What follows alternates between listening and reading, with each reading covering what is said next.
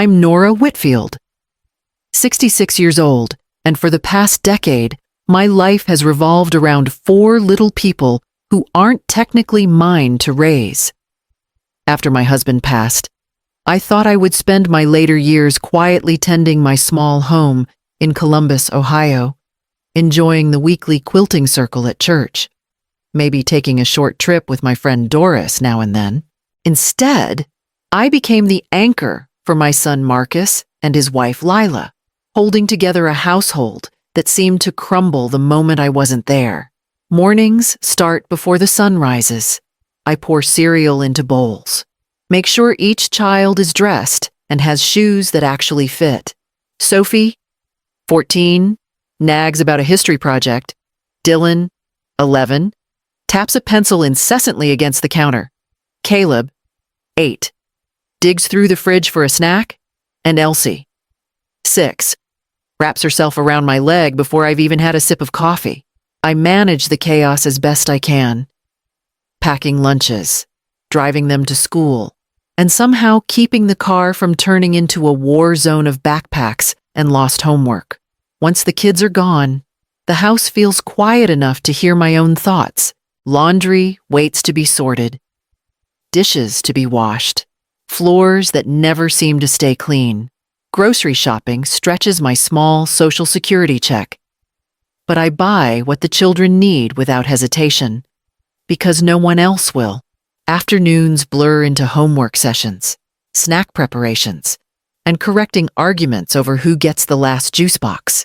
Dinner is a repeat of the same routines, the same tired smiles, and the same unspoken understanding that when Marcus and Lila walk through the door, the house will run itself. I love those children. I really do. I've held them through fevers, cheered at their little performances, and watched them grow with pride. But as the years pass, a quiet weight settles on me.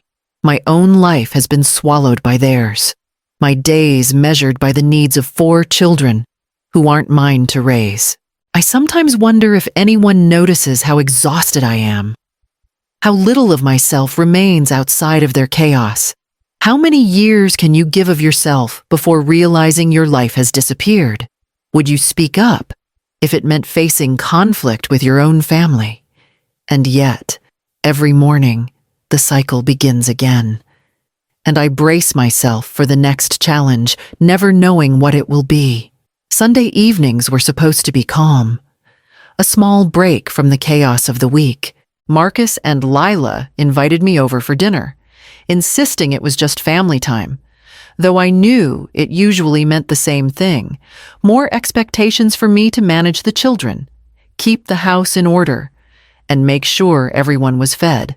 I walked into the familiar smell of roast chicken, mashed potatoes, and the lingering aroma of baked bread, and my heart sank slightly, bracing for whatever new demands might come. The kids were loud as usual, Sophie trying to keep Dylan and Caleb from spilling the juice, while Elsie clambered into my lap before I even sat down. I smiled, tired, but used to the ritual, smoothing Elsie's hair and checking the older children's school bags. My mind was already running through the evening's chores, cleaning up after dinner, making sure the homework was done, and perhaps dealing with some forgotten permission slips. Halfway through the meal, Lila leaned back in her chair, her hand resting on her stomach, and exchanged a glance with Marcus that made my stomach twist. He tapped his glass lightly with a spoon and looked at me, eyes shining. "Mom," he said, a smile spreading across his face. "We've got news. Lila's pregnant. Baby number 4 is on the way." The kids froze, then erupted into questions. Is it a boy or a girl? When will it arrive? Can we help Lila?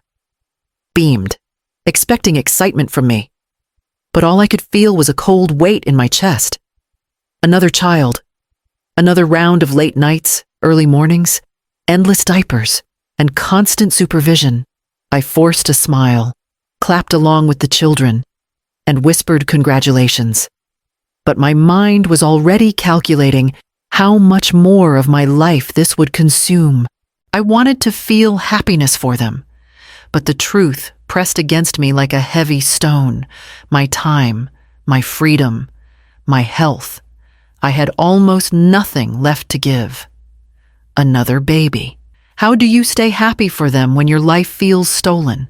The rest of the evening passed in a blur, the chatter and laughter around me masking the panic that was beginning to take root in my mind. A sense that something had to change before it was too late. That night, I drove home in silence, the empty streets of Columbus reflecting the quiet chaos that had taken over my life. I thought about the quilting group I hadn't seen in 2 years, the walking club with Doris I missed more often than I cared to admit, and the small trips I'd once planned with friends that never happened. Each memory felt like a reminder of a life I had willingly set aside, swallowed by the needs of children who weren't mine to raise. I sank into the worn chair at my kitchen table, staring at my hands, calloused and tired from years of lifting, carrying, cooking, cleaning, and comforting. My back ached in protest, and the stack of bills beside me reminded me that my Social Security barely covered the essentials. I had given everything, yet somehow, I still felt invisible. Marcus and Lila's lives carried on, uninterrupted, while I remained the quiet support holding it all together. I love those grandchildren with all my heart. There isn't a day that goes by that I don't think about their laughter, their little milestones, or the comfort they find in my presence. And yet, love alone wasn't enough anymore. I realized that my own life had been reduced to a constant cycle of service, and if I didn't act soon, I might never have a chance to reclaim even a fraction of the years I had lost. The thought terrified me and freed me at the same time. Could I step back? Could I set boundaries without being cruel? The questions lingered in the quiet of my apartment, mixing with the fatigue and fear. Love had carried me this far, but I knew it couldn't carry me any further. Something had to change. How long can love justify giving up everything? When do you finally say no? By morning, I knew I needed a plan not just to survive the next day, but to begin taking back the life I had been missing. The morning began before the sun peeked over the rooftops. I was already in the kitchen, pouring cereal for Sophie, Dylan, Caleb, and Elsie, making sure every bowl was filled evenly and that no one got the last bite of fruit without permission. I dressed Elsie, brushed Dylan's hair, reminded Caleb to put on socks that actually matched, and packed lunches while Sophie complained about a history project she hadn't started yet. By 7, we were out the door, car seats buckled, backpacks tossed in the back, and me gripping the steering wheel with one hand while sipping lukewarm coffee with the other. The drive to school was a blur of questions, teasing, and reminders. Did you finish your homework? Mom forgot my permission slip. Grandma, can I sit up front? Every stoplight felt like a test of patience. After the drop-offs, I went grocery shopping. My Social Security check stretched as far as it could, but I stocked up on fruit, milk, and snacks. Knowing the kids couldn't make it through the week without me covering the gaps, by the time I returned to the house, laundry baskets were overflowing. I folded shirts, matched socks, and started dinner preparations for when Marcus and Lila finally returned home. They walked in as if nothing had happened. Marcus kicked off his boots. Lila scrolled through her phone, neither asking how the day had gone. The kids ran past me, excited and hungry, but the parents' detachment pressed heavily on my chest. All the effort, the exhaustion, the hours spent ensuring their family functioned smoothly, it seemed invisible to them. I moved through the motions automatically, cleaning up spilled cereal, wiping counters, checking homework, stirring pots on the stove. My body ached. My hands were raw, and yet I kept going. The quiet thought at the back of my mind whispered steadily, I cannot keep living this way forever. When your efforts go unnoticed, How much longer do you keep giving? And as the evening settled, I realized the question was no longer hypothetical. I would have to answer it soon. The next morning, I arrived at Marcus and Lila's house as usual, ready to take over the breakfast rush and get the kids out the door. Sophie was already at the table, Dylan tugging at his socks, Caleb searching for a missing notebook, and Elsie clinging to my leg. I moved through the motions, preparing toast, pouring juice, and checking homework, while silently counting the hours I had left for myself that day. When Marcus finally came downstairs, he leaned against the counter, arms crossed. "Mom, we need to talk," he said, his tone casual but firm. Lila followed him, placing her purse on the table with a sigh. "With the new baby coming, we're going to need more help," she said. "You're here most of the time anyway. Maybe it's time you pitch in for rent and groceries too." I froze mid-action, my hands gripping the knife a little too tightly. Rent, groceries. I had already been buying school supplies, shoes, and extras I could barely afford on my fixed income. I can't," I said softly. But Marcus's expression didn't waver. "Mom, you live here half the week. It's only fair," he said. Lila added, "We're not asking for the world. Just a little more commitment." The words sank into me like lead. My time, my energy, my health, I was stretched thin. Yet they saw it as a convenience to exploit. Every favor I'd done, every late night I'd stayed up with a crying child, every extra dollar I'd spent, they expected more. My chest tightened, and a mix of anger, frustration, and exhaustion bubbled beneath the surface. I loved these children fiercely, but the thought of surrendering everything for them and their parents felt unbearable. I swallowed hard and reminded myself I had limits, though voicing them felt impossible. When love becomes obligation, how do you defend yourself without guilt? By the end of that day, I knew the conversation with Doris had to happen. I needed perspective before I decided what I could and would endure. That evening, I walked across the street to Doris's house, my shoulders heavy with the weight of the day. Doris had always been a steady presence, a friend who knew when to listen and when to speak truths I wasn't ready to admit to myself. I sank into her chair with a sigh, letting the tension of the day slip out slowly. "I can't do this anymore," I admitted, my voice trembling. "They want me to cover everything, pay for things I barely have, and now they expect me to give more time than I already do. I feel trapped." "Doris," she nodded, her eyes soft but firm. "Nora, you raised your son. That's done. You've done what any parent or grandparent would do. Loving those kids doesn't mean you have to lose yourself." I looked down at my hands, trembling slightly. But if I step back, if I start saying no, won't I hurt them? Won't I ruin their lives? Doris reached across the table and placed her hand over mine. "No, you're not abandoning them. You're teaching them and their parents that responsibility has limits. Setting boundaries doesn't make you selfish. It makes you human. You've been giving everything for years. It's time you claim a little for yourself." Her words stirred something inside me, a mix of fear and relief. The thought of standing up, of telling Marcus and Lila that I wouldn't be their unpaid nanny anymore, was terrifying, but it also carried a strange lightness, a possibility I hadn't felt in years. For the first time, I imagined a life where my choices mattered again, where I could take care of myself without guilt, where the grandchildren still had me. But I wasn't invisible. What would you risk to reclaim your own life? Could saying no save you? By the time I returned home that night, the seeds of independence were planted, and I knew the next morning I would begin planning the steps I had long avoided.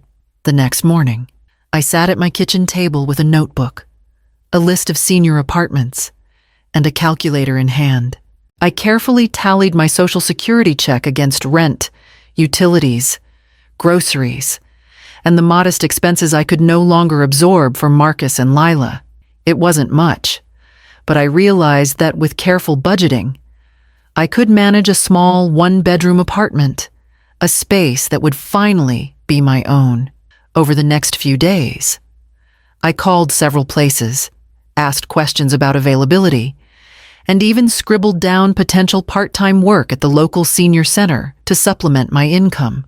The thought of having evenings to myself, the freedom to return to quilting or the walking club, made my chest feel lighter, though the fear of confrontation lingered. When I finally told Marcus and Lila, it was over breakfast. "I can't stay full-time anymore," I said, keeping my voice steady. "I'll help with the kids in the afternoons, but I need my evenings, and I'll be moving into my own place soon." Marcus blinked in disbelief. "You mean you're leaving?" His tone wasn't angry, but incredulous. Lila folded her arms, eyes narrowing slightly. "With the baby coming, are you serious?" I nodded. "I've given 10 years. I still love the kids, but I cannot continue to give every moment of my life. I need my space. I need my time."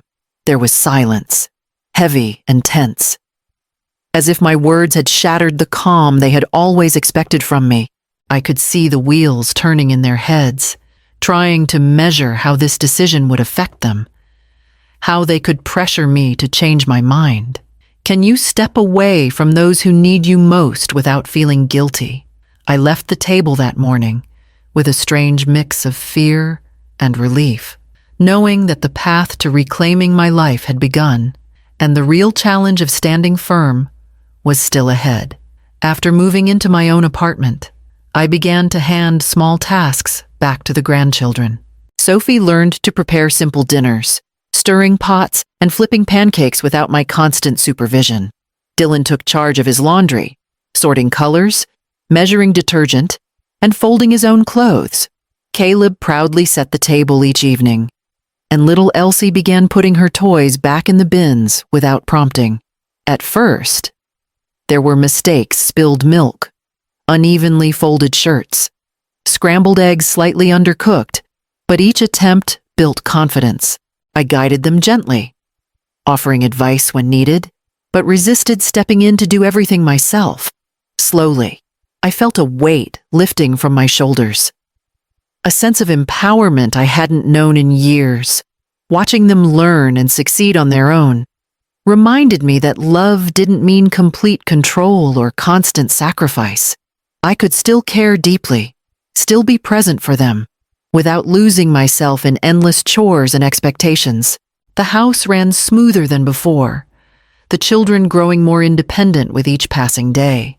I realized that my role had shifted from caretaker to mentor, from constant labor to thoughtful guidance. How do you teach love without sacrificing yourself? Could letting go be the greatest lesson? With that realization, I knew the next challenge was holding firm against Marcus and Lila, ensuring my boundaries would be respected. A few days after establishing my new boundaries, Marcus cornered me in the kitchen while the kids were at school. "Mom, I don't like this attitude lately," he said, arms crossed, voice tight. "The kids need you. You can't just step back whenever you feel like it." Lila appeared behind him, adding, "We've been counting on you for years. Now you're telling us you won't be around full time." I felt the familiar knot in my stomach, but I took a deep breath. "I'm still here for the children," I said evenly. "I love them, but I cannot do everything anymore. I cannot live my life for you and them. I need time for myself, and I need the kids to start taking responsibility for what they can handle." Marcus shook his head, frustration clear. "They're young. They need guidance, and you've always given it." Lila's eyes flashed, but I held my ground. "They still have guidance," I said calmly. "I'm teaching them to manage their own chores, to solve problems, and to be independent. That is guidance, too. My boundaries don't mean I care any less." For a long moment, they didn't speak. Then Marcus exhaled sharply, his shoulders slumping. Lila shook her head, but said nothing. It was not a complete surrender. but the tension eased over the next days. I watched the children begin adjusting naturally to the new structure. Sophie prepared dinner without asking me for every step. Dylan folded laundry on his own. Caleb set the table without prompting. And Elsie learned to put her toys away consistently. The house ran smoother, and the weight on my shoulders lifted. I could feel the balance returning. A sense of empowerment alongside the love I had always held for them. Can you maintain love while standing firm? How far would you go to protect your life? And as I settled into this rhythm, I began to see how reclaiming my independence could coexist with nurturing those I cared about. Chapter 10. Balance Restored. The first week in my new apartment felt surreal. The space was small, just a modest living room, a kitchenette, and a bedroom, but it was entirely mine. I unpacked my quilting supplies, set up a small reading nook by the window, and even arranged a few potted plants on the balcony. For the first time in years, the apartment smelled like home, not like the constant whirlwind of chores and responsibilities I had carried at Marcus and Lila's. I started a part-time job at the senior center, assisting with administrative tasks and occasionally helping organize events. The work was simple, but it gave me purpose outside of caregiving. I met other seniors, shared coffee breaks with friends, and even began attending a weekly walking group with Doris again. Each evening, I returned to my quiet apartment. The silence heavy at first, but comforting as the days passed. Maintaining contact with the grandchildren required coordination, but I approached it on my own terms. I helped with homework in the afternoons, checked in through video calls when I couldn't be there in person, and occasionally sent small gifts or supplies, careful to respect my budget. Sophie called most nights just to chat about her day. Dylan sent photos of his school projects, and even little Elsie held up the baby for me to see over the screen. With the boundaries firmly in place, the children began taking on more responsibility at home. They learned to manage their own chores, meals, and routines with guidance rather than constant intervention. I felt a sense of empowerment and pride that hadn't been possible when I carried the entire household on my shoulders. For the first time in years, I felt balance. I could love deeply, remain present in the grandchildren's lives, and still have space for myself. Independence and connection no longer felt like opposing forces. They could coexist. Could love survive without surrender? How would you reclaim your life if you were in my shoes? And as I watched the city lights flicker outside my window that night, I finally understood that reclaiming my life did not mean abandoning those I loved. It meant showing them and myself what real strength and boundaries looked like.